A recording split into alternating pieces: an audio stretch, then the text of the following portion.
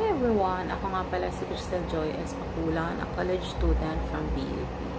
Today, gusto kong pag-usapan ng isang bagay na importante para sa ating lahat, ang pagiging responsible online behavior.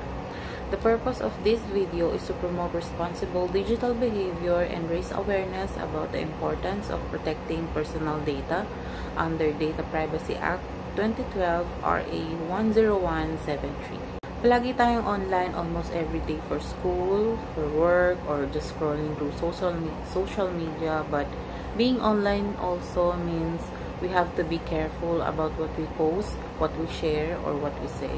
Once something's out there, it's hard to take it back. Kaya think before you click.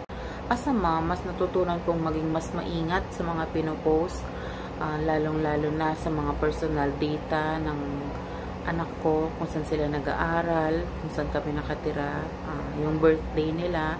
Gusto ko lang siguraduhin na ligtas yung pamilya ko. Ganun din dapat tayo bilang estudyante. Ingatan din natin ang sarili nating mga impormasyon. Being responsible also means being respectful.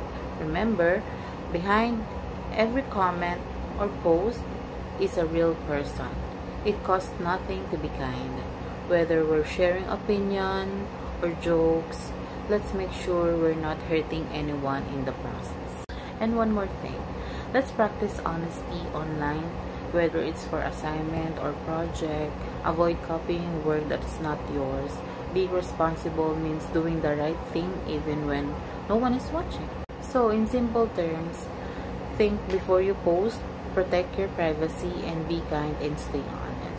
Ang pagiging responsable online ay hindi lang tungkol sa pagsunod ng rules. Pinapakita rin dito kung gaano natin nirerespeto ang sarili natin at ang ibang tao.